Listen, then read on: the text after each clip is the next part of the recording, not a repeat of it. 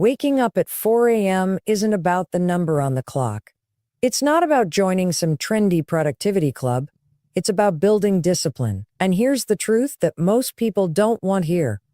Discipline is a skill, not a trait. You're not born with it. You build it. And the easiest, most powerful way to start building it is by getting up early, before the rest of the world, before the demands, before the excuses show up. When that alarm goes off at 4 a.m., your first instinct will be to hit snooze. That's normal. That's your brain trying to protect you from discomfort. But what you do in that moment, that's everything. That tiny decision to either stay in bed or stand up is a microcosm of your entire life. Because here's the thing, how you do one thing is how you do everything. When you get up at 4 a.m., when you stand up in the dark and say, nope, we're doing this, you are taking control back from your feelings. You are proving to yourself that you are in charge, not your comfort, not your mood, not your doubts. And once you make that choice a few days in a row, something starts to shift inside you. You begin to trust yourself, not in a motivational, pump you up way, but in a deep, grounded way. You start to believe that when you say you'll do something, you'll do it. That self-trust, that's the foundation of confidence. And confidence, real confidence, isn't built by compliments or achievements. It's built by action, repeated action, especially when you don't feel like it. Let me be clear, waking up at 4 a.m. is not going to magically fix your life, but it will start a ripple effect that changes everything. Why? Because discipline triggers momentum. You get up early, you move your body, you read, you write, you meditate. You do something that aligns with your goals, and then you've already won before 6 a.m. That win sticks with you. That win sticks with you. You carry it through your work, through your relationships, through your choices. It becomes a source of strength you can tap into, especially on the hard days. And here's something else that people don't talk about enough. The world is loud. There's noise everywhere. Notifications, emails, opinions, distractions. But at 4 a.m., silence. That silence is powerful. It gives you space to think clearly, to hear yourself again. In that quiet, you remember what matters. You reconnect with your goals, your vision, your values. Yes, you stop reacting and you start creating. This is about energy. When you choose to start your day with intention, you stop letting life push you around. You don't roll out of bed just in time to rush out the door. You decide how your day begins. That energy, that confidence from keeping your word to yourself, from doing something most people won't. That's magnetic. People will feel it. You'll feel it. You'll walk into meetings more grounded. You'll show up in relationships more present. You'll pursue your goals with a clarity and consistency you didn't know you had. Now, I know what you're thinking, but I'm not a morning person. Guess what? Neither was I. Nobody is born a morning person. You become one. You train for it just like anything else. And yes, the first week sucks. You'll be tired, grumpy, and tempted to quit. But if you push through, if you let discipline win over comfort, you'll come out the other side stronger. You'll start to see that the resistance you feel isn't a stop sign. It's a signal that growth is happening. Let me tell you something important. Successful people aren't lucky. They're consistent. They show up when it's hard. They do the boring, uncomfortable, early morning stuff that nobody else wants to do. That's the difference. Not talent, not intelligence, discipline. Waking up at 4 a.m. is a simple way to practice that discipline every single day. It's not sexy, it's not easy, but it works. Because when you win the battle with your alarm clock, you start your day from a place of strength. You're not chasing time, you're owning it. But the time is there. It's just hidden behind late-night habits and distractions. When you decide to get up at 4 a.m., you reclaim that lost time. And suddenly, what felt impossible starts to feel manageable. You see progress, you build momentum. And with every focused morning, your confidence grows. You don't need to be a morning person to do this. You just need a reason, a vision, a standard you're no longer willing to lower. The truth is, there will always be excuses. There will always be a reason to sleep in, to wait, to delay. But there's also a choice. Every morning at 4 a.m., you have the chance to choose focus over noise, creation over consumption, progress over comfort. That's the difference between people who drift and people who build, between those who react and those who lead. between staying stuck and finally breaking through. Waking up at 4 a.m. isn't just a routine. It's a mindset shift. It's you declaring, with action, I'm ready to take control. And in a world full of distractions, that clarity is everything. There's a moment early in the morning, around 4 a.m., when everything feels different. It's not just quieter outside, it's clearer inside. Your mind is sharper. Your thoughts aren't tangled in the noise of the day yet. There's a kind of mental clarity that only exists in those early hours, and it's incredibly powerful. That's not a coincidence. It's biology. Your brain has been resting. It's been filing, sorting, and resetting while you slept. When you wake up early, before the sun, before the stress, before the outside world demands your attention, you tap into that reset system at its peak. That's what makes 4 a.m. the golden hour for clarity and creativity. Most people wake up into chaos. Alarms blaring, kids crying, messages flooding their phones. It's an avalanche of distraction the moment they open their eyes. And then they wonder why they feel overwhelmed or uninspired all day. But when you wake up before the world, you get to protect that first hour. It's yours. Your brain isn't flooded with dopamine from social media or stressed out by your inbox yet. It's clear, rested, and most importantly, ready to think deeply. That's when ideas come. That's when insight happens. You finally hear your own voice, your own thoughts, without them getting drowned out. That early morning clarity isn't just a feeling. It's a state of mind that allows you to make better decisions. When your brain isn't busy reacting to everything, it has the capacity to actually prioritize. You can step back and look at your goals objectively. You can recognize what matters and what doesn't. You stop operating from survival mode and start operating from intention. That's the power of mental clarity, and the best time to access it is when the world is still asleep. It's also when your subconscious mind is most accessible. This is something most people overlook. While you sleep, your brain is still active, solving problems, processing emotions, and working through the things you were thinking about the day before. When you wake up early, especially without immediately grabbing your phone or turning on the TV, you give yourself the space to catch those insights. You might suddenly realize how to solve a problem you've been stuck on. You might have a new idea, a fresh perspective, or even just the motivation to take a step you've been avoiding. That's not luck. That's neuroscience. That's your brain, uncluttered and at its most brilliant, finally getting a chance to speak up before the day shouts it down. And if you use that time wisely, if you journal, reflect, read, or create, you'll unlock even more clarity. You'd be amazed at how much clearer everything becomes when you take just 10 minutes to get your thoughts out of your head and onto paper. It's like cleaning a dirty window. Suddenly you can see your life again. You remember what you're working toward. You reconnect with your purpose. And from that place of clarity, your actions become sharper, more aligned, more powerful. Now, I get it. Waking up at 4 a.m. sounds intense, but this isn't about being part of some extreme morning routine club. It's about giving yourself a window of time to think clearly and move intentionally. Even if you start with just 1 or 2 mornings a week, you'll feel the difference. That clarity will spill over into your entire day. You'll walk into meetings more focused. You'll approach problems with more confidence. You'll make decisions faster with less doubt. Why? Because you're not reacting from a place of chaos. You're acting from a place of clarity. And clarity is rare in today's world. We're all overloaded, overstimulated, and constantly distracted. That's why most people feel stuck. Not because they don't have potential, but because they can't hear themselves think. When you wake up early, you get that time back. You get you back. And in those early hours when everything is still and your mind is clear, you can finally focus on what matters. You can plan, prepare, and center yourself before the day begins. And that changes everything. So don't underestimate that hour. Don't waste it hitting snooze or scrolling through other people's lives. Use it to think, to create, to connect with your vision. Because that mental clarity you feel at 4 a.m., that's not just peace, it's power. And when you learn how to harness it, your entire life starts to shift. Not because the world changes, but because you finally have the clarity to change it. Waking up at 4 a.m. isn't just a productivity hack. It's a mental transformation. Because when you rise that early, you're not just changing your schedule.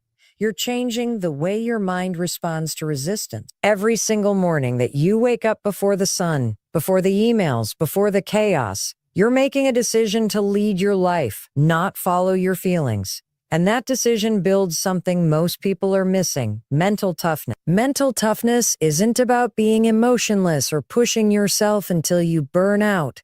It's about doing what needs to be done even when you don't feel like doing it. That's the difference between people who stay stuck and people who grow. It's not motivation, it's not luck, it's not talent. It's the ability to act despite discomfort. And nothing trains that skill better than waking up at 4 a.m. Let's be honest, no one feels like getting out of bed when it's dark, quiet, and your blanket feels like heaven. Your brain will come up with 100 reasons to stay in bed. You need more sleep. You'll start tomorrow. Just 5 more minutes. That's your primitive brain talking. Its job is to keep you comfortable and safe. But comfort doesn't create growth. It creates stagnation. Every time you override that voice and get up anyway, you're strengthening your ability to choose long-term goals over short-term feelings. That moment when the alarm rings and everything in you says stay down, but you choose to rise anyway. That's not just about starting your day. That's about rewiring your identity. You're no longer the person who makes promises and breaks them. You're becoming the person who does hard things. And that shift changes everything. Because when you trust yourself to follow through, even when it's uncomfortable, you start moving through life with confidence, not fear. Mental toughness is built in those tiny, unglamorous decisions. No one sees you getting up early. No one claps when you sit down at your desk before the sun comes up. But that quiet discipline compounds. Every morning you show up, you're laying another brick in the foundation of a stronger, more resilient you. And eventually that foundation becomes unshakable. You stop negotiating with your excuses. You stop waiting to feel ready. You just move. You take action. And that ability becomes a superpower.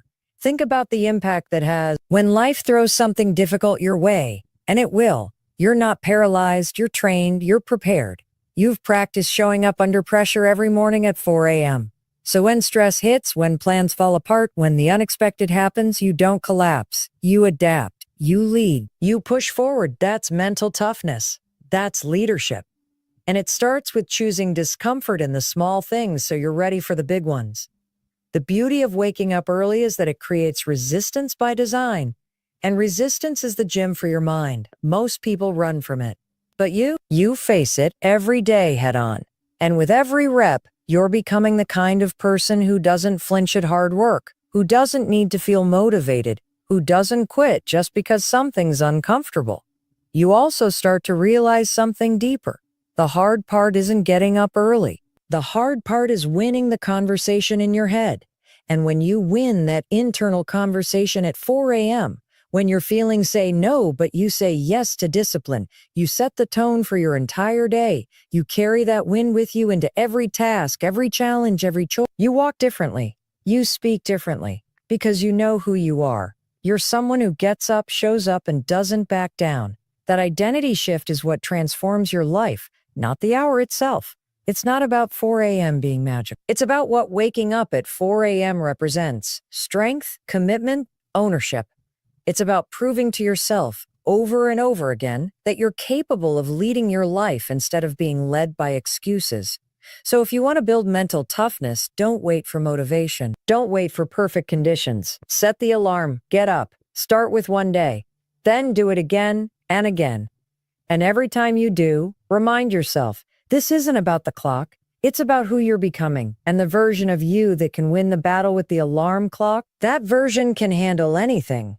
Time is the one resource you can never get back. You can make more money, you can rebuild relationships, you can start over in your career, but you can never get more time. And yet, so many people live their lives as if they have all the time in the world. They sleep in, they scroll for hours. They put off the goals, the dreams, the changes they know they need to make, and then they wonder why they feel behind, stuck, or unsatisfied. Waking up at 4 a.m. isn't just about waking up early. It's about reclaiming your time and using it with purpose before the rest of the world wakes up and tries to take it from you. Think about how most people start their day. They wake up just in time to get out the door. They rush through their morning. They check their phone and get instantly pulled into other people's priorities. By the time they sit down to work, they're already distracted, stressed, and behind. That's not a strong start. That's survival mode. And when you live in survival mode day after day, you never get ahead. You're just reacting to everything coming at you. But when you wake up at 4 a.m., you break that cycle. You start your day on your terms. You create time that's completely yours. No one is emailing you. No one is calling. No one is asking for anything. It's just you, the quiet, and the time you get to invest in your own growth. You can read. You can learn. You can plan your day, move your body, get centered. You're not reacting to the world. You're preparing to lead in it. That time you gain in the morning adds up. 1 hour every day equals 365 hours in a year. That's over 9 full work weeks of time that you can dedicate to your goals. Imagine what you could accomplish with that much focused effort. You could launch a side business. You could write a book. You could get in the best shape of your life. And all it takes is waking up before everyone else. People say they don't have time. But the truth is, they don't make time. And you make time by deciding what matters most and building your life around that. Getting up at 4 a.m. is a daily reminder that your time is valuable and your goals are worth prioritizing. It's a decision to live with intention instead of letting the day control you. The mornings are when your brain is most alert, your willpower is strongest, and your energy hasn't yet been drained by the demands of others. It's the perfect time to think clearly, make decisions, and do the work that moves you forward. And when you stack those mornings day after day, something powerful happens. You start to create momentum. You begin to see progress where there was once procrastination. You replace guilt with pride. You replace stress with structure. That momentum builds confidence, and that confidence fuels even more action. And it's not just about productivity, it's about peace. There's a kind of calm that comes from knowing you've already taken care of your priorities before most people have even. Self-deception is not a flaw in your personality. It's not some deep, unchangeable trait that you were born with. It's a habit. One that you've built and repeated over time, and just like any other habit, you can break it. But first, you have to call it out for what it is. You have to stop hiding behind the label of "this is just the way I am," and realize that lying to yourself is something you've learned to do to cope, to protect yourself, and to avoid pain. But that protection, it's a cage. It keeps you stuck. It keeps you safe and small instead of honest and free. Think about it. We lie to ourselves all the time. I'm doing the best I can. I'll get to it tomorrow. It's not that bad. These statements might feel harmless, but they're often the very thing holding us back.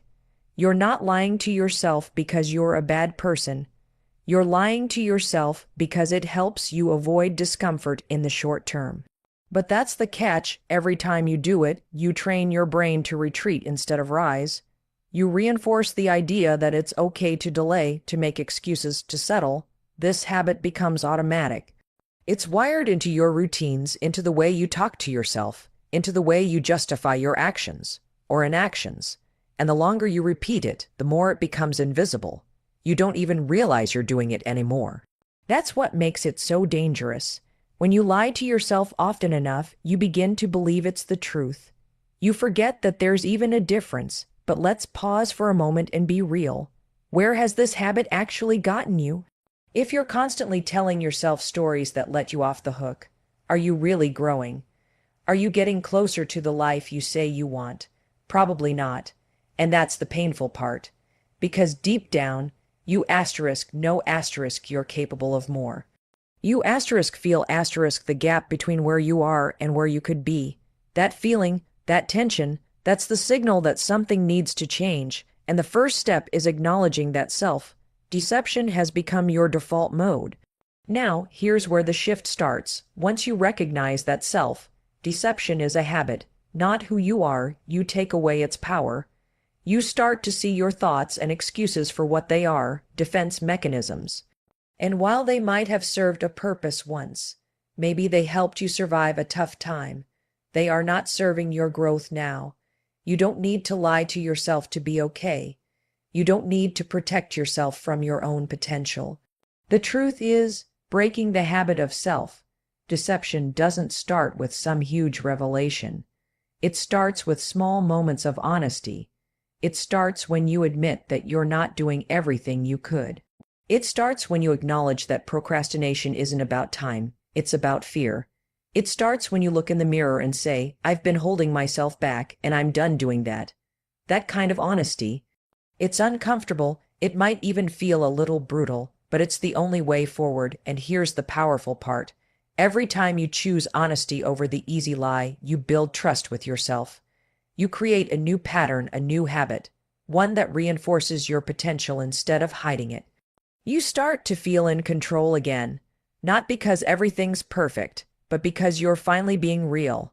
And when you're real, you're powerful. When you're real, you can change.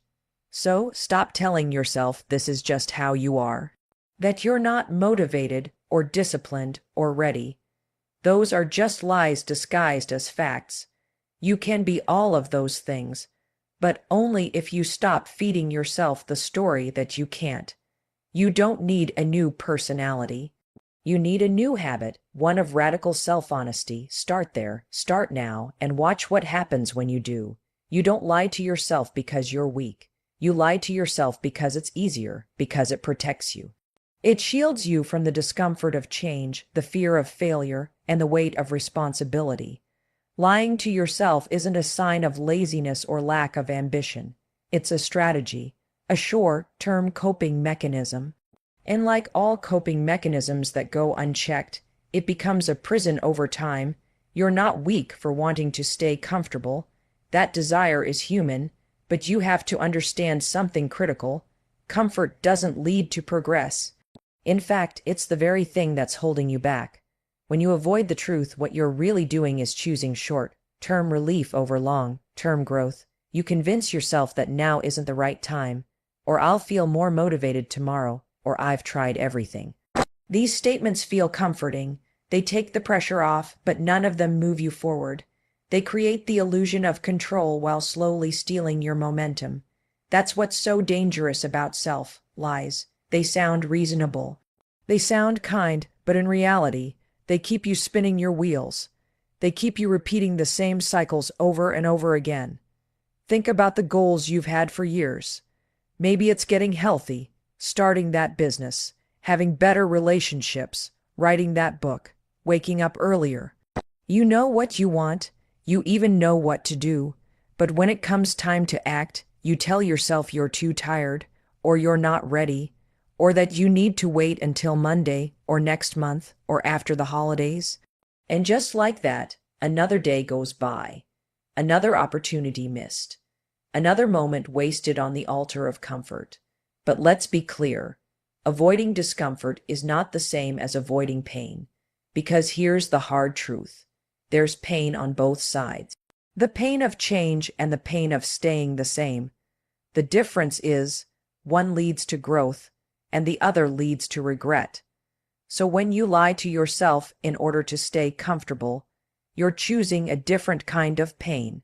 It's the pain of watching your potential rust.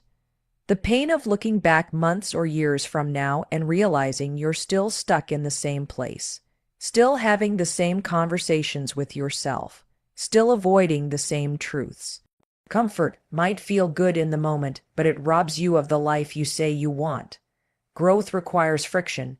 It demands that you stretch, that you try, that you risk messing up. And that's scary. But the fear doesn't go away just because you avoid it. It just festers, it gets louder, it gets heavier, and soon the fear of change becomes your whole identity. You start saying things like, I'm just not that kind of person, or it's too late for me, or I've always been this way. Those statements are lies dressed up as personality traits. And the longer you repeat them, the more you believe them. You cannot grow and stay comfortable at the same time. You have to choose. You have to decide what matters more to you. Feeling good in the short term or building a life you're proud of in the long term. It's not about being harsh on yourself. It's about being honest, and honesty isn't always gentle. Sometimes it looks like admitting you've been making excuses. Sometimes it means calling yourself out when you break another promise to yourself. Not because you're a failure, but because you're finally ready to stop pretending. So if you find yourself lying to yourself, telling yourself it's fine when it's not, saying you'll change when you haven't, know that you're not alone. Everyone does it, but not everyone stops. Not everyone decides to break the cycle. The ones who do are the ones who wake up. They stop prioritizing comfort. They stop waiting for the right time. They stop believing the lies that keep them safe and small. And they start telling themselves the truth, even when it's uncomfortable, especially when it's uncomfortable.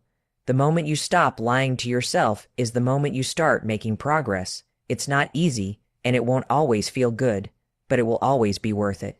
Because progress isn't supposed to feel like comfort. It's supposed to feel like effort, like courage, like choosing your future over your fear. And once you understand that, once you see the trap that comfort really is, you can choose something better. Something real, something that finally moves you forward. Excuses are not harmless. They might sound like reasonable explanations, but at their core, they are lies. Justified lies we tell ourselves to avoid doing what we know needs to be done. And what makes excuses so powerful is that they don't sound like lies. They sound logical. They sound smart. They sound like you're being kind to yourself. But make no mistake, excuses are the most socially acceptable form of self-deception, and they are silently destroying your progress. Every time you say, "I don't have time," what you're really saying is, "This isn't a priority right now." Every time you say, "I'm too tired," what you're really doing is avoiding the discomfort of effort. And every time you say, "It's not the right moment," you're putting your life on hold for a day that may never come. The most dangerous thing about excuses is how easily we believe them. You're not trying to lie to yourself, at least not intentionally. But excuses give you a way out, a way to rationalize your inaction. They help you feel better in the moment, but they cost you everything over time. Because what starts as an excuse quickly becomes a habit, and that habit becomes your identity. If you keep telling yourself you're too busy to work out, too overwhelmed to focus, too inexperienced to start, you will eventually become someone who never shows up for themselves. Not because you can't, but because you've convinced yourself you shouldn't have to. And let's be honest, excuses feel good. They're a relief. They remove the weight of responsibility. They take the pressure off your shoulders, but the price you pay is far greater than the comfort they provide. Every excuse you make is a step away from who you want to become. Every time you let yourself off the hook, you reinforce the belief that you can't be trusted to follow through. And whether you realize it or not, your brain is keeping score. It's tracking every time you said you'd do something and didn't. And eventually, that erodes your self-confidence. Not because you failed, but because you lied. We're conditioned to believe that failure is what hurts our confidence. But it's not. Failing while trying builds strength. Lying to yourself about why you didn't try at all, that's what chips away at your self-respect. You know when you're making an excuse. You feel it. It's that tightness in your chest, that hesitation, that rationalization that creeps in right before you're about to take action. And that's your signal. That's your moment of truth. You can either lean into the discomfort and take the step, or you can retreat into the excuse. If you want to stop lying to yourself, start by getting brutally honest about the excuses you're making. Write them down, say them out loud, and then challenge them. Is it really that you don't have time, or are you just afraid of failing? Is it truly that you're tired, or are you lacking the discipline to push through when it gets hard? Is it that you don't know where to start, or are you using confusion as a way to stay safe? When you question your excuses, you take away their power, because they only thrive in the shadows, in the automatic thought patterns you never examine. Excuses keep you small because they keep you passive. They trick you into believing that life is something that happens to you instead of something you have control over. But the truth is, you are in charge. You always have a choice. It might not be easy. It might not be fair. But it is possible, and until you own that, you will keep finding reasons to stay stuck. You will keep blaming circumstances instead of taking ownership. And the longer you do that, the more distant your goals will feel, not because they're impossible, but because you've talked yourself out of them. It's time to call your excuses what they really are: distractions. Comfortable lies that keep you from facing the truth. And the truth is, you are capable of far more than you're allowing yourself to become. But nothing changes until you stop justifying your inaction. Nothing improves until you stop defending your limits. And nothing transforms until you stop lying to yourself about why you haven't started. The moment you do that, when you stop letting yourself off the hook and start holding yourself to the standard you're capable of, that's when things begin to shift. That's when progress begins. Not when it's convenient, not when it's easy, but when you decide that the truth matters more than the excuse. Awareness is the beginning of every transformation. You cannot fix what you refuse to see. You cannot change what you don't acknowledge. And that's exactly why so many people stay stuck. Because they're not even aware that they're lying to themselves. They're running on autopilot, reacting to life instead of consciously living it. The scary thing is, most self-deception doesn't look like lying. It looks like procrastination. It looks like overthinking. It looks like I'm just not ready yet. But underneath all of that is a lack of awareness. Awareness of how often you choose fear over progress, comfort over challenge, and familiar patterns over personal truth. The brain loves patterns. It loves predictability. So when you repeatedly think and act in the same way, your brain locks in those behaviors as default. You don't even notice you're doing it anymore. You hit snooze without thinking. You scroll instead of starting. You make another excuse and feel a little twinge of guilt, but you move on like it didn't matter. That's how self-deception becomes invisible. It doesn't scream at you. It whispers. It blends in with your daily habits, hiding behind your routines, disguising itself as normal. This is why awareness is so powerful. It brings those invisible lies into the light. The second you become aware of the real reason you're hesitating, everything changes. Maybe you've been telling yourself you don't have enough time, but with awareness, you notice how often you check your phone. Maybe you've been saying you're too tired to work out, but with awareness, you realize you're staying up late watching shows instead of protecting your energy. That's the moment you wake up. That's when you stop operating on old programs and start taking responsibility for your choices. And responsibility isn't about blaming yourself. It's not about guilt or shame. It's about taking ownership. It's about saying, I see what I'm doing and I'm ready to do something different. But you can't take that step without awareness. You can't disrupt what you haven't recognized. Most people live their lives reacting, responding to stress, reacting to triggers, justifying their actions, and never stop long enough to question why they're doing what they're doing. They assume it's just the way things are, or the way they are. But when you pause and pay attention, you start to see the patterns. That's when you reclaim your power. Because now, instead of being a passive participant in your life, you become an active decision maker. You can't stop lying to yourself until you're aware of the lies. You can't build better habits until you're aware of the ones that are keeping you stuck.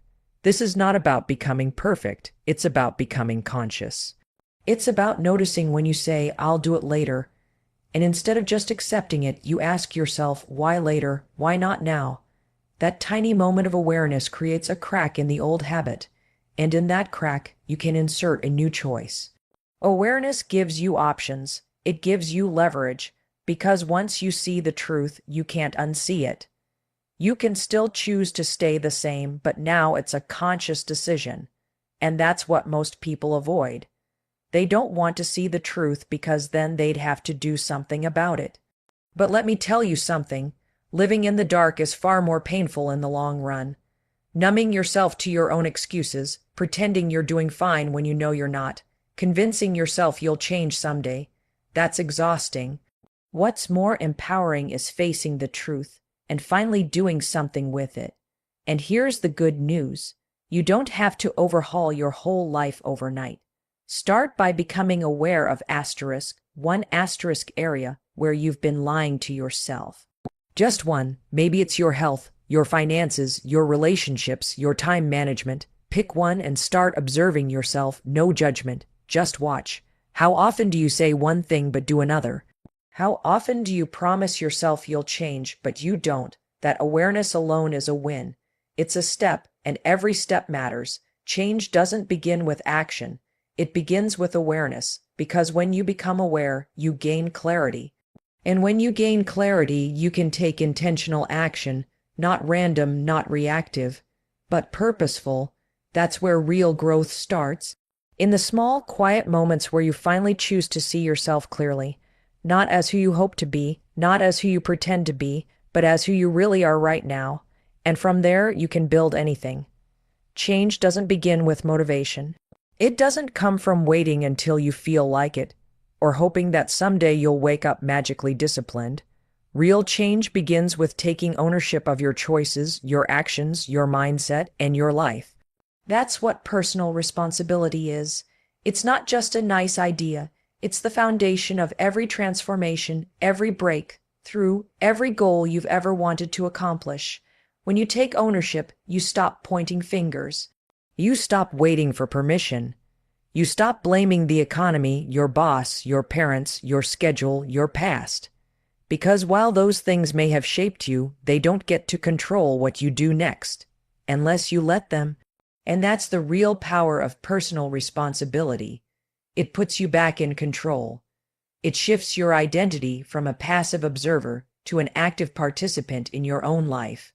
Most people are walking around believing they're powerless because they've given that power away. They've handed it over to excuses, circumstances, other people's opinions, and temporary feelings. And the longer you do that, the more disconnected you feel from your own potential. But the moment you decide, this is my life, and I'm responsible for how I show up in it, everything changes. Not because things get easier, but because now you're finally holding the pen. Responsibility doesn't mean everything is your fault. That's not what we're talking about here. Some things that happen to you are outside of your control. Life throws curveballs. People let you down. Setbacks happen. But responsibility says, even if I didn't cause this, I still get to choose how I respond to it.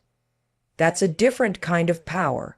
That's the kind of strength that builds resilience, character, and momentum. Because when you own your response, you reclaim your ability to move forward. Even through chaos, even through pain, even through fear. But let's be clear, taking ownership is hard. It means confronting your own patterns. It means being honest about where you've been procrastinating, avoiding, or playing small.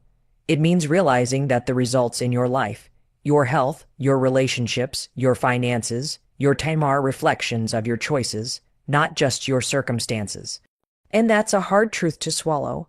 It's much easier to believe that the reason you're stuck is because something external is holding you back. But if you keep believing that, you'll stay stuck forever, waiting for something outside of you to change before you do. Taking ownership means you stop asking, why is this happening to me?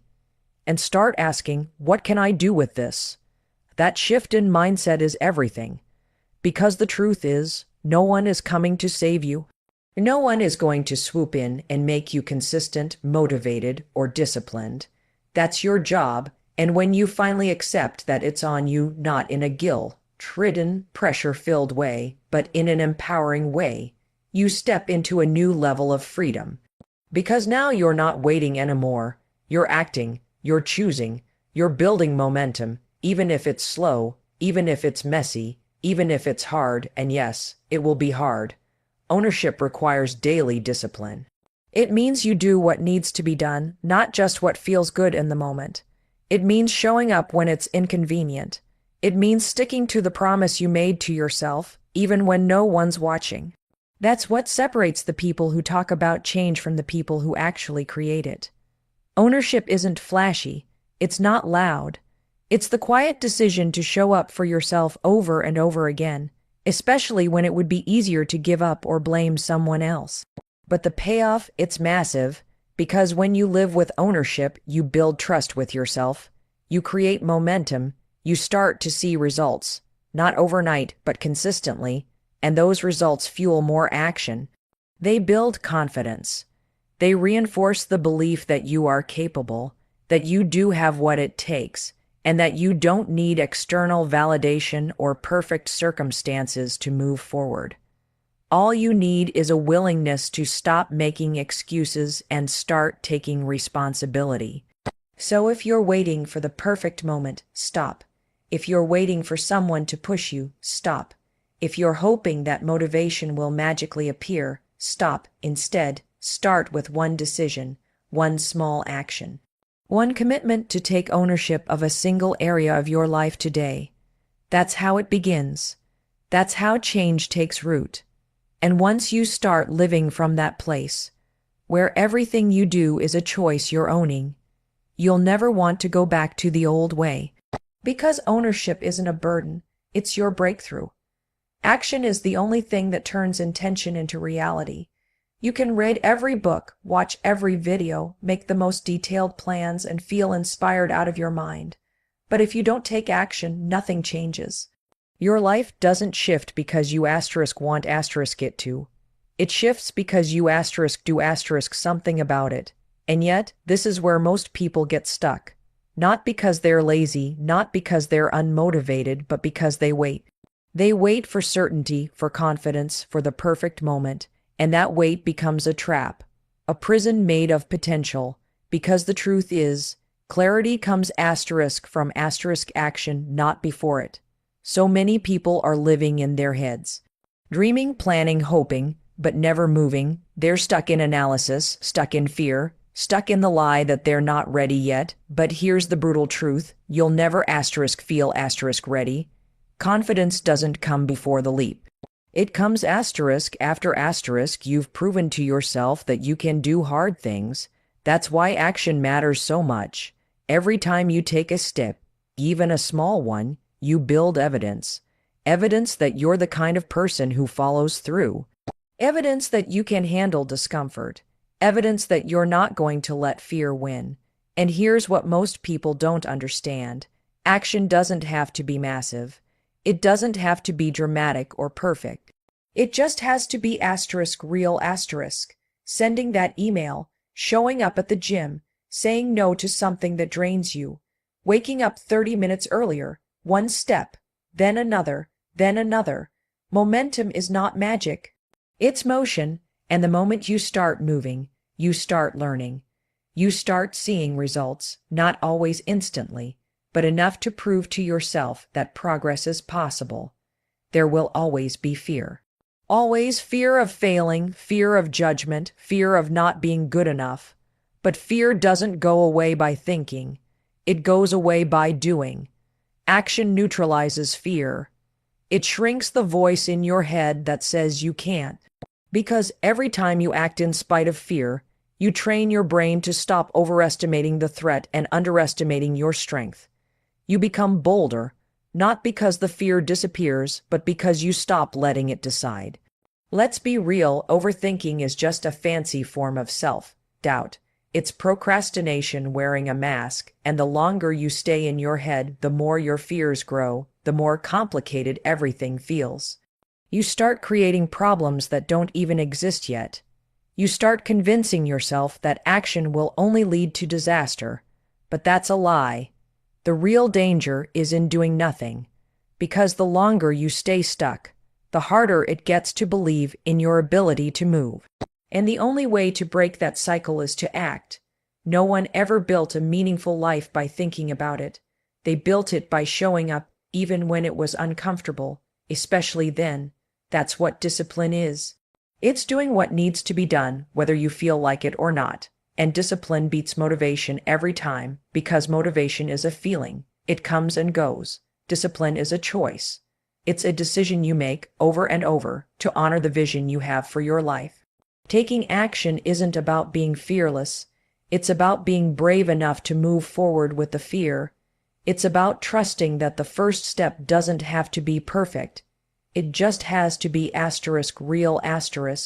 And the second you take that step, you create momentum.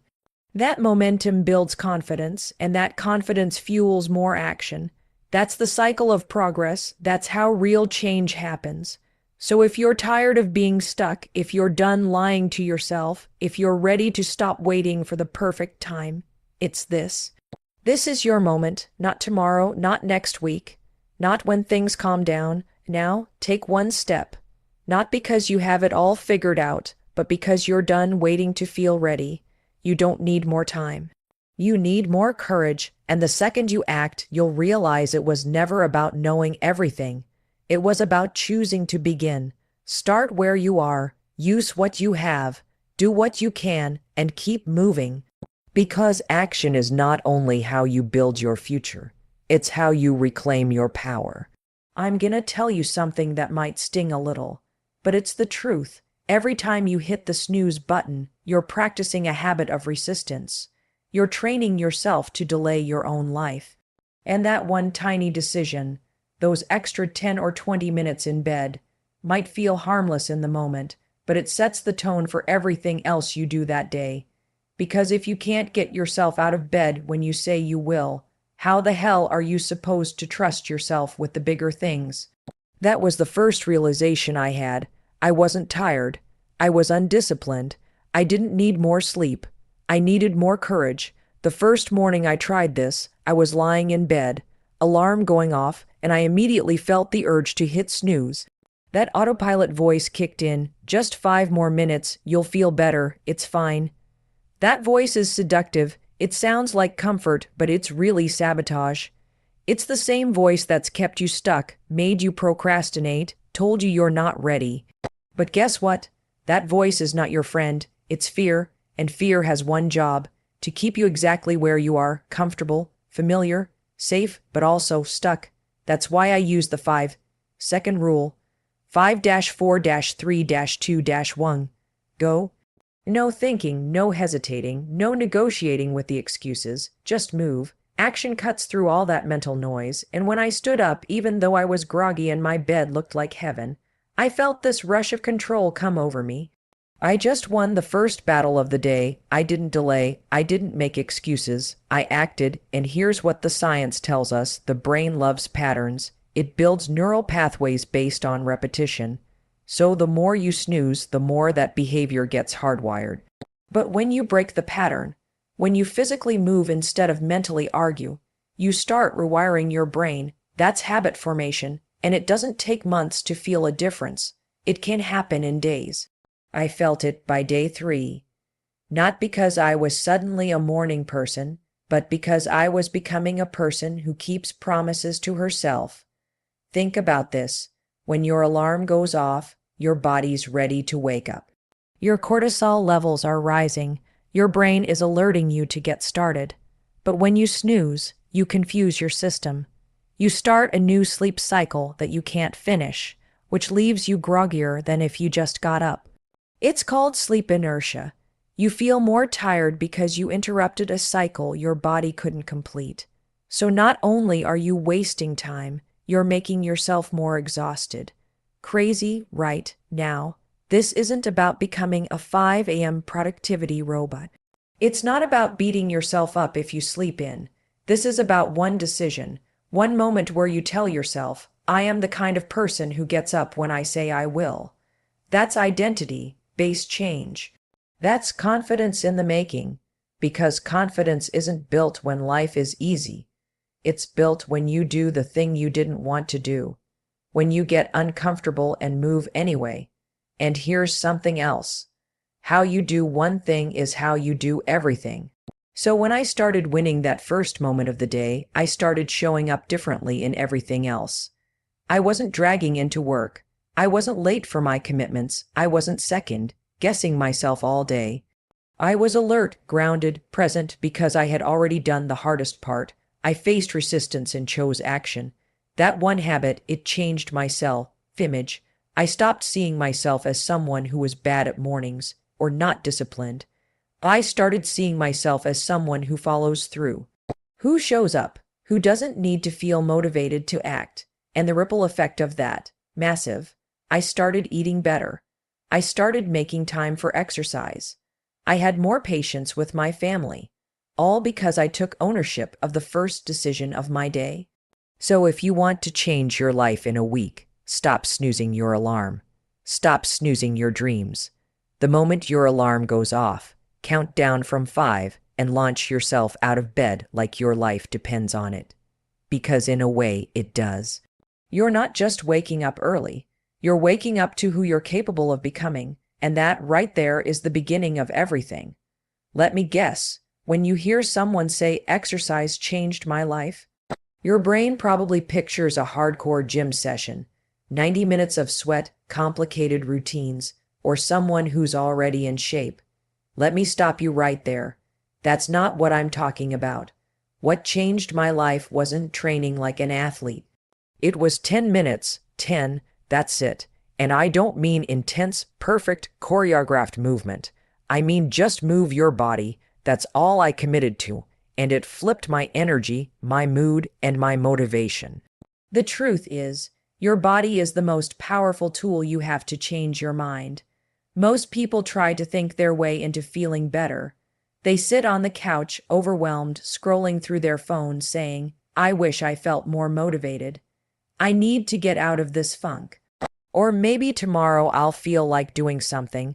Let me tell you something. Motivation doesn't show up first. Action comes first. You don't wait to feel good to move. You move and then you start to feel good. I didn't feel like getting off the couch that first day. In fact, I had a dozen reasons why I couldn't. I was tired. I had work to do. It was raining, but I said to myself, it's just 10 minutes. You can do 10 minutes. I set a timer. I put on music and I walked in place. Yep, that's it. I walked around my living room. After 5 minutes, my breathing picked up. My heart rate elevated. I started to feel alive, and here's the thing that shocked me. I started to feel proud of myself. That pride, that energy, it changed everything. What I didn't realize until later is that I was tapping into something deeper, science. When you move your body, you release endorphins. These are your brain's natural feel-good chemicals. 10 minutes of movement can trigger them. You also get a little spike in dopamine, the reward chemical, which boosts motivation. Your brain lights up. Your focus sharpens. Your mood lifts. You don't just feel physically better. You feel emotionally and mentally stronger, and all it took was 10 minutes. Let me be very clear. You don't need a gym membership, workout clothes, or a fancy app. You don't even need a plan. You just need to move. Stretch your arms over your head. Do a few jumping jacks. Take a walk around the block. Put on your favorite song and dance like no one's watching. Because here's the truth. No one is watching. No one's judging you. This is for you. And when you stop trying to do it perfectly, you actually start doing it consistently. I used to think I had to do it all or nothing. If I couldn't fit in an hour workout, I'd skip it altogether. But that's a trap. That's perfectionism disguising itself as discipline. What you need is momentum, and momentum is built by showing up even in small ways, especially in small ways. 10 minutes of movement told my brain, hey, we're doing this now. We're a person who moves. And that identity shift, it was subtle, but powerful. Over the course of that week, I noticed something else. Movement became my reset button. If I was stressed, I moved. If I was overwhelmed, I moved. If I was stuck in my head, spiraling with overthinking, I got up and walked. And every time, without fail, I felt better afterward. Not because my problems magically disappeared, but because I was different. I was clearer, calmer, and more capable of dealing with whatever was in front of me. Movement is a signal to your nervous system that you are safe and in control. It snaps you out of paralysis and puts you back in your body. It grounds you. It gives you access to a sense of power that no amount of thinking can give you. And the best part, it's always available. No matter where you are, no matter how you feel, you can choose to move. By day 5, I wasn't even negotiating with myself anymore. I looked forward to it. 10 minutes of movement became a ritual, a gift I gave myself. It wasn't about losing weight or chasing a goal. It was about reconnecting with my body. And when you connect with your body, you reconnect with your life. So if you want to feel better, do better, and show up stronger this week, Start with this. Get up, set a timer, and move. Don't wait for the perfect moment. Don't wait to feel like it. 10 minutes, that's your challenge, that's your medicine, that's your power move. You give your body 10 minutes and it'll give you back your momentum every single time. You want to change your life. Then you've got to stop letting your mind run the show unchecked. The truth is, most people walk around all day dragging mental baggage behind them. Unprocessed emotions, half-finished thoughts, open mental loops, old stories on repeat. That chaos in your head, it weighs you down even when you don't realize it. You wake up anxious, overwhelmed, already behind, and you don't know why. I'll tell you why. Because your brain is cluttered. That's where journaling comes in. Now before you roll your eyes and say, "I'm not a writer," let me stop you. This is not about being a writer. This is not about grammar or spelling or sounding poetic. This is about clearing mental space. It's about giving your thoughts somewhere to go besides spinning endlessly in your head. One page, just one. That's what I started with, and that one page a day. It shifted how I think, how I feel, and how I show up. The first morning I did it, I didn't know what to say. My brain told me I had nothing to write, but I forced myself to put pen to paper. I wrote exactly what I was thinking. I don't know what to write. I feel tired. I don't want to go to work. I'm worried about money. And you know what happened. The truth came out. I saw it in black and white. Things I had been avoiding, fears I hadn't admitted, stress I didn't even know was affecting me, and just writing it down made it feel smaller, contained, manageable. There's something powerful about putting your thoughts on paper. It externalizes them. What feels overwhelming in your mind becomes concrete, visible, and real when you write it. It allows you to create distance between you and your thoughts. Because guess what? You are not your thoughts. You are the observer of your thoughts. When you write them down, you stop being controlled by them, and you start taking control of them. Journaling also gives you clarity. Most of the time, we're confused not because we don't know what we want, but because we've never slowed down long enough to ask ourselves. When you take 5 minutes to fill a page, you create space to check in. What do I need today? What's weighing on me? What am I proud of? What can I let go of? These aren't just fluffy questions. These are the questions that help you reconnect with yourself. And that reconnection, that's where confidence lives. By day 3 of this habit, I noticed something unexpected. I wasn't carrying so much mental weight throughout the day. I wasn't reacting as quickly. I had more patience. I was more grounded. Because I had already processed half the junk that would have otherwise followed me around all day. One page of writing gave me emotional armor. It didn't solve all my problems, but it made me better equipped to handle them.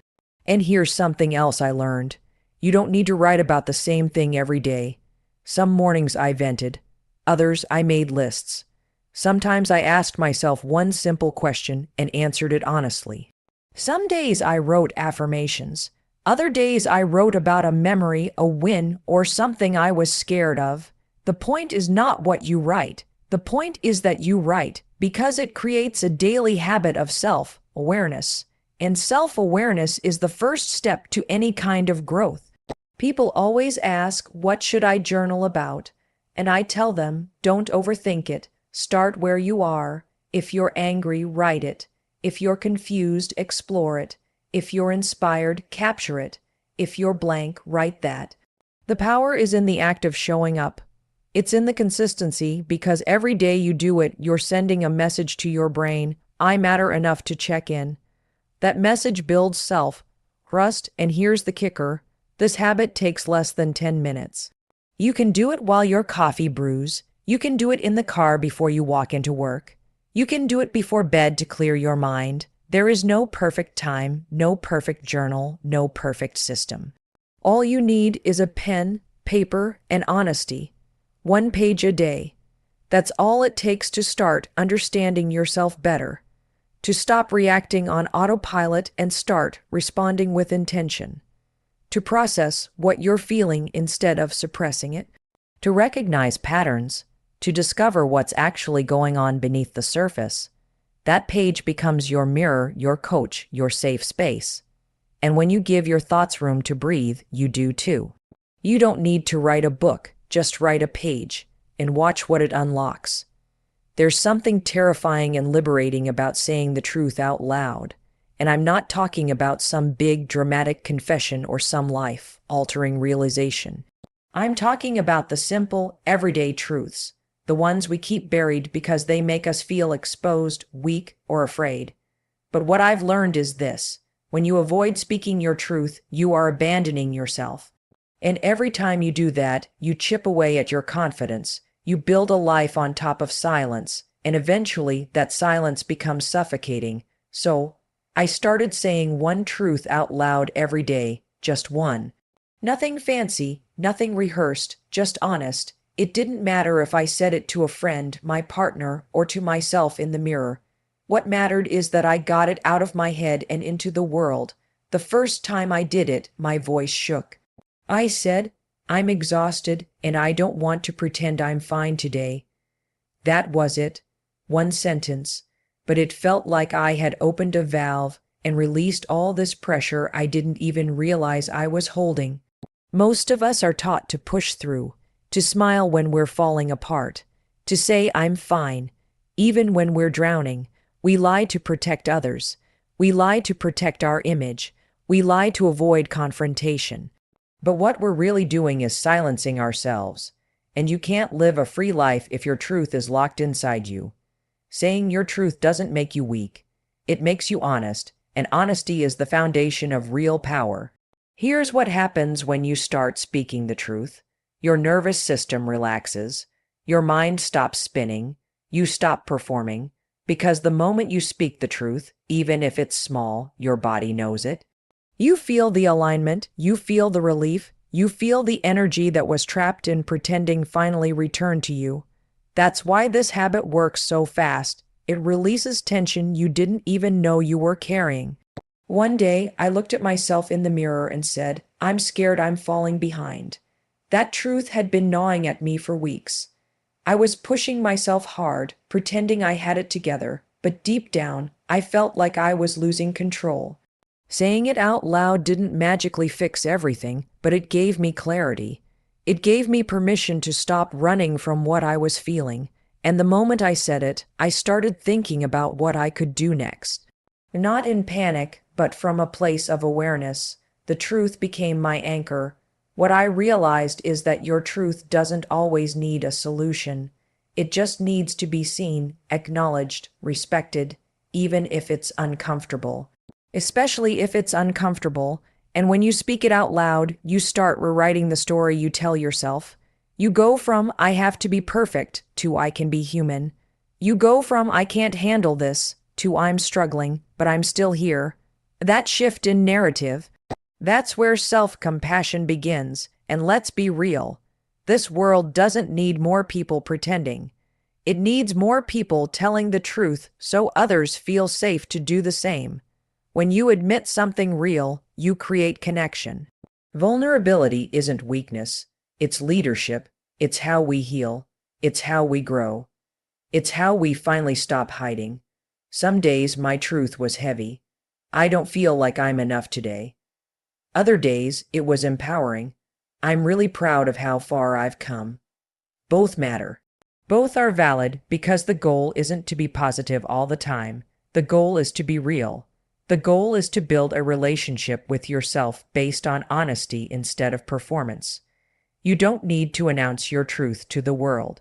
You don't have to post it on social media or shout it from a rooftop. You just need to say it out loud to someone you trust, to yourself, into a voice memo, in the mirror. It doesn't matter how, it matters that you do it. Because when you stop lying about how you're doing, you give yourself the chance to actually do something about it. One truth a day, that's it. That's the habit, and it's not always easy, but it's always worth it. Because when you find the courage to speak your truth, you take your power back.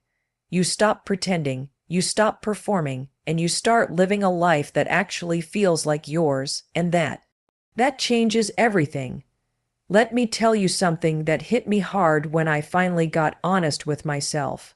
I was losing the first hour of every single day to my phone. Before my feet even touched the floor, I was already scrolling. Emails, texts, Instagram, news, random headlines I didn't care about. I wasn't waking up. I was plugging in to everyone else's life, everyone else's noise. I wasn't starting my day. I was letting the world hijack it. And I didn't even realize the damage it was doing until I stopped. So I made a rule, 1 hour, no phone, not in my hand, not by my bed, not even for just a quick check. That one simple boundary, 1 hour without my phone in the morning, transformed the way I think, the way I feel, and how I lead myself through the day. It changed my focus. It changed my confidence. And it reminded me that I am in charge of how my day begins. You might be telling yourself the same lies I did. It's my alarm. I need to check my schedule. What if someone needs me? Let me be blunt. If someone truly needs you, they will call. And if the only way you can access your to-do list is by opening a device that throws 37 distractions in your face before you even brush your teeth, then it's time to take your mornings back. Because here's the truth, the first hour of your day sets the tone for everything that follows. When you wake up and immediately flood your brain with other people's opinions, emergencies, and energy, you're training yourself to react instead of lead. You go into flight mode before your brain even fully wakes up. And that means your day starts with anxiety, not clarity, with distraction, not intention. When I committed to this habit, it wasn't easy. The first few mornings, I literally felt twitchy. My hand reached for my phone without thinking, like it was muscle memory. That's when it hit me. This wasn't just a bad habit. It was an addiction to being stimulated, to being connected, to being needed. And underneath that, a fear of being still, of facing my own thoughts without a screen to hide behind. But once I pushed through those first few days, I started to feel different, calmer, stronger, more grounded. I had space to think, to feel, to breathe. I started using that first hour to actually connect with myself.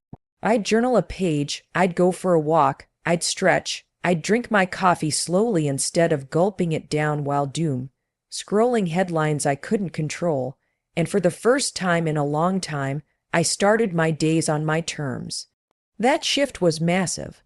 I stopped starting the day by consuming other people's content, and I started creating my own mindset, and guess what? I got more done.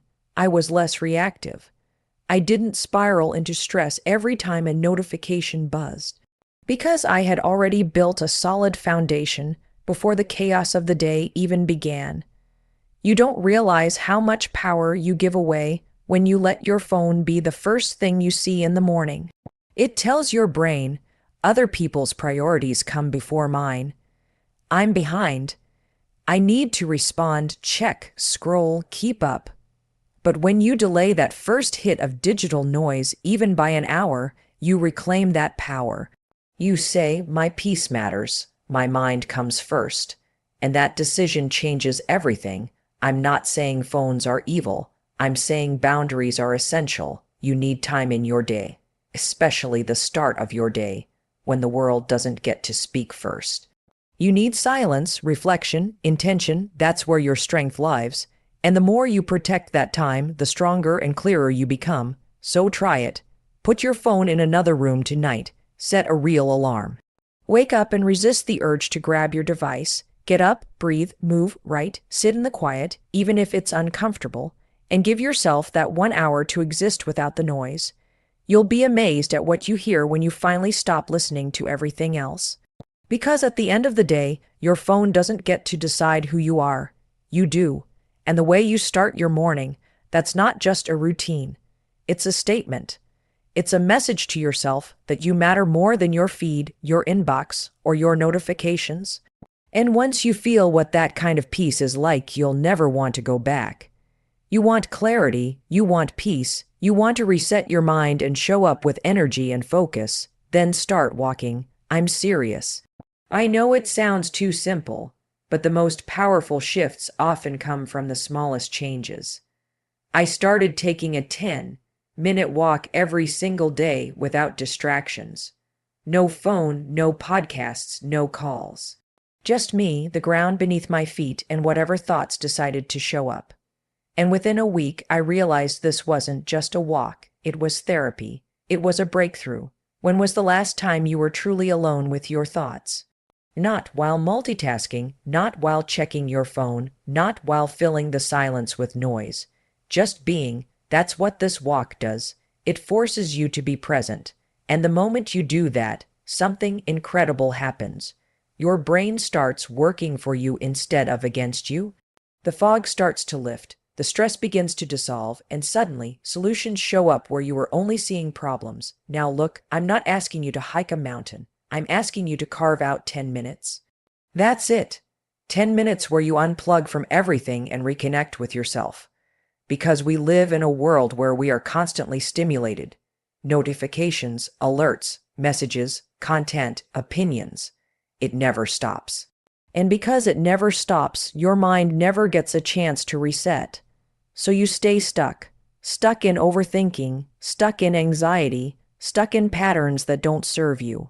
But the moment you step outside, breathe in the air, feel your feet on the pavement, and disconnect from the noise, you begin to come back to yourself. At first, I felt weird. No earbuds, no music, no podcast motivation in my ear. Just me and my thoughts. It felt uncomfortable. But that discomfort, that was the doorway to freedom. Because the silence gave me room to hear what was really going on inside. I started noticing the stories I was telling myself. I caught the negative patterns. I had conversations in my head I didn't know I needed. I worked through stress without even realizing it. It wasn't a walk. It was a moving meditation. You don't have to solve all your problems on these walks. You just have to show up for yourself. That's it. This is about building a practice of presence, of coming home to your body, of reminding yourself that you're alive, grounded, and capable of slowing down. And when you do that, every part of your life benefits, your thinking clears up, your mood shifts, your creativity returns, your nervous system calms down, and you start to feel powerful again. Not because you did something complicated, but because you did something intentional. There's science behind this too. Movement activates your brain's prefrontal cortex, the part responsible for decision making, clarity, focus. Nature reduces cortisol, the stress hormone. Sunlight boosts serotonin, your natural mood stabilizer. You think you need another cup of coffee or more productivity hacks. Maybe, but maybe what you actually need is to go outside, breathe deeply, and just walk. And if you can't get to a trail or a park, who cares? Walk the block, walk the hallway, walk in circles around your living room if you have to. This isn't about where you walk. It's about how, no distractions, no agenda, just a pause button for your brain. A reset, a reminder that your mind doesn't run the show. You do. Some of the best ideas I've had came during these walks, not when I was forcing them, not when I was grinding, but when I was walking, free, unplugged, open. And I know you've felt that too. Those moments where a solution just drops into your head when you're doing something simple, like walking the dog or doing dishes. That's not a coincidence. That's your brain finally having the space to breathe. So here's the challenge, 10 minutes, every day, no phone, no music, just walk. Let your mind wander, let your body move, let the silence speak to you. You'll be shocked at what it has to say. This tiny window of stillness in motion. It's where your power lies. And once you make it a habit, you'll crave it. Because you'll realize it's not just a break from your day. It's a return to yourself. You've got 10 minutes. You have a body that wants to move. You have a mind that needs space. Give it to yourself. Because when you do, everything else gets easier. You show up calmer, clearer, and more in control. And that right there is how change begins, one step at a time. If you want to feel like you're winning at life, stop waiting for big victories and start creating small ones. That was the shift that changed everything for me. I used to roll out of bed, already overwhelmed. The to-do list was long, the day felt like a mountain, and I hadn't even brushed my teeth yet. That energy, it follows you. When your day starts in chaos, in reactivity, in stress, it colors everything. So I flipped it. I made a rule, one small win before 9 a.m., one thing that makes me feel like I'm in control, one action that says, I've got this. This is not about hustling harder. It's about momentum. Confidence isn't something you wake up with. It's something you generate, and you generate it by doing what you said you would do.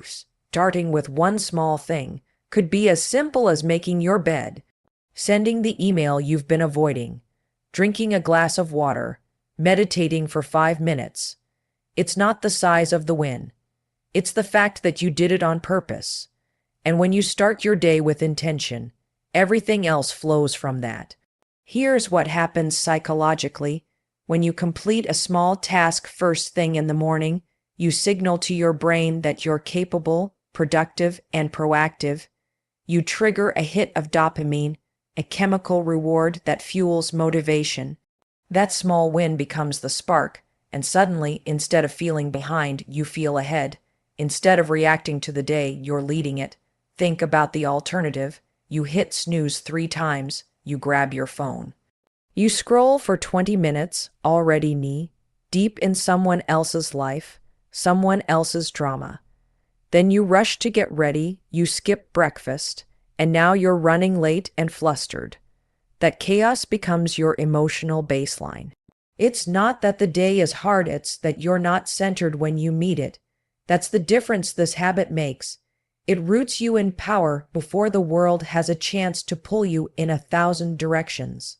And let me be clear, a small win doesn't have to be impressive to anyone else. It just has to matter to you. For me, sometimes it's journaling a single page. Other days it's walking my dog or clearing my inbox. The key is intentionality. You do it because you chose it, not because you were forced into it. And that choice is what gives you back your agency. It's what reminds you that you are not at the mercy of the day. You are in charge of how it begins. We've been conditioned to think that big wins are the only ones that count. That unless it's a breakthrough, a milestone, a massive achievement, it's not worth celebrating. That's garbage. The truth is, big wins are built on a mountain of tiny ones. And the people who succeed long term, they master the art of small, consistent action. They don't wait to feel motivated. They create momentum, one step at a time. Let's say your small win is 5 minutes of stretching. That 5 minutes tells your body, we're taking care of ourselves today. That energy shows up in how you sit, how you speak, how you lead. You drink a full glass of water, your body feels nourished and alert. You finally respond to that text you've been ignoring. That lingering anxiety lifts. These are micro actions, but they build macro confidence. They add up. The magic isn't in the task, it's in the identity you build. You stop seeing yourself as someone who's always behind. You become the person who starts strong, who follows through, who shows up. That identity shift, that's where the power lies. Because when you believe in your ability to take action, you stop waiting for motivation and start being the kind of person who creates results. So, here's what I want you to do tonight before you go to bed. Decide on one small win you're going to get tomorrow morning. Write it down, make it simple, make it doable. Then, when you wake up, do it. No overthinking, no negotiating, just action. You do that, and I promise, you'll start your day with momentum. You'll build a foundation of confidence before the world even knows you're awake. This habit is so small, most people overlook it. But don't underestimate what it does to your mindset. One small win before 9 a.m. sets the tone. It anchors you in progress, and it proves, day after day, that you are capable of showing up for yourself. And when you do that consistently, there is nothing you can't accomplish. One small win at a time. That's how we build an unstoppable life.